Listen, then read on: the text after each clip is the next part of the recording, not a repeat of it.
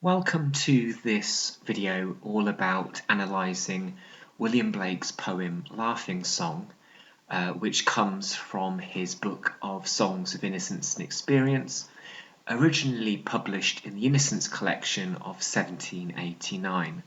This video is aimed at students studying Blake as part of their A-level in English literature and is designed to give you some of the key concepts of the poem. So, to give you a summary of the poem, this is a relatively good poem if you were to have a question about nature or the human position within nature. Because in this poem there is a depiction of an idealized vision of the world where nature is in equilibrium with humans. And there is lots of positive, quite rich and pleasant imagery as the speaker turns to lots of different objects in the countryside in order to reinforce the poem's message. There is lots of personification in this poem, lots of things that are laughing, and it's through this that the speaker asks the reader, or indeed whoever is listening, to join him in the appreciation of nature's beauty by singing songs with him while being encompassed or enveloped within that nature. However, on a more ambiguous level, there is a degree of pessimism because a lot of these objects can't actually laugh because they're being personified. So another interpretation is that this utopian vision that is presented here is always going to be out of reach because such conditions can never be met. We'll talk a little bit more about that in a second. So the poem is relatively short, 3 stanzas long, and you can tell from the repetition alone of the word laugh, as well as the other semantic field which is to do with nature and the green world, that this poem would be securely placed within the Innocence collection, despite that more ambiguous, more kind of pessimistic interpretation. The poem is written in iambic pentameter and has an AABB rhyme scheme which presents the song-like quality to it. There are potentially some half rhymes or some para rhymes, but generally we would say it's a regular AABB rhyme scheme. And a lot of Blake's poems, of course, do have this melodic musicality to them. So in the box there at the top, I've just said in all of these slides, really, look out for all of the personification because that does reinforce the sense of happiness and that sense of equilibrium between humans and nature or the green world. The repetition of the word laughs as well emphasises that atmosphere of merriment and that bucolic depiction of the pastoral. However, from the first stanza, the first word is the adverb when, and suggests that at the moment the Greenwoods aren't laughing, which means, this isn't happening in the past.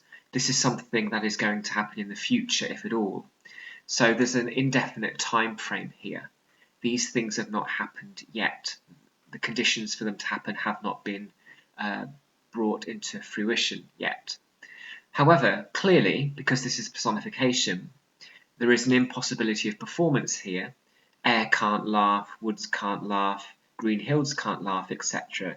So you could argue that this poem only remains as a whimsical utopian wish or vision, rather than something that would actually be reality. In the last line of that stanza, we have the word it, again ambiguous. What is it?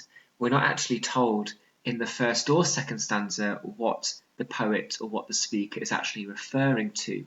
We have to wait until the last stanza to understand what that it may be. As we move into the second stanza, the personification, of course, continues. Here, the idea of laughing, and we can say this all the way through, of course, is depicted as very pleasant, quite euphonic. There is something pleasant about hearing laughter. And again, the speaker is putting themselves in a situation where the laughter tends to surround them. It's kind of echoing through the fields, echoing through the insects and the animal kingdom, echoing through the woods and so on. In the second stanza, we have this syndetic list of proper nouns, Mary and Susie and Emily, again reinforcing the fact that humans here are in equilibrium, are in harmony with nature. And these names, of course, are very common names. They're not complex names you don't hear very often. They're all quite common names. So this is encompassing the fact of kind of all mankind and all of humanity. We start to move, though, in this stanza as well from the ambiguous to something which is more possible. So whereas meadows and woods and grasshoppers can't laugh, humans can. So with their round mouths, there is a sense here that we are moving towards a more literal possibility rather than simply staying with the impossible. And then as we get to the last stanza, we again have reference to birds, and that's a typical motif for Blake. They're often, for Blake, used as an image of liberating freedom. Emily Dickinson as well had that motif, so it's not just Blake who uses birds for that sense of freedom, but a lot of poets.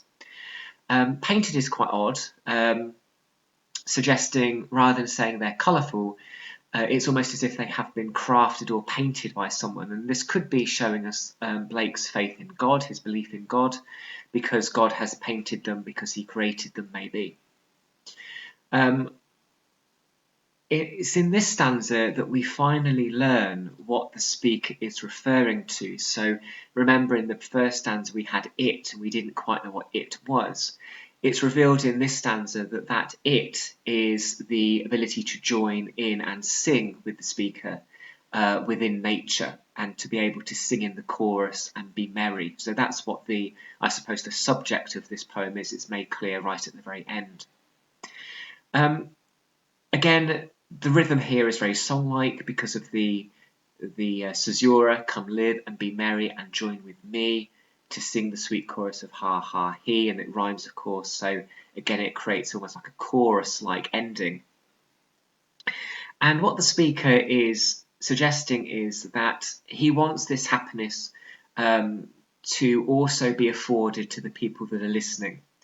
However, the problem is that this poem is so full of personification and so full of things that can't actually happen that we wonder if this vision just remains a wishful fantasy, a wistful fantasy. The idea that this becoming reality, in other words, is something that isn't unfortunately going to happen. So again, this poem could be viewed as a form of escapism. Of course, a number of Blake's poems are to do with depicting the dystopian realities of adulthood or experience and suffering and things like Holy Thursday and London and the Garden of Love and so on. So this poem could just be seen as a fantastical fairy tale-like vision, which unfortunately will never be achieved in the same way that birds and air and rivers cannot laugh in the same way humans can. So there is perhaps a slightly more pessimistic or real or ambiguous kind of subtext to this poem if you're wondering about if this could actually ever happen. Okay, so that is Laughing Song.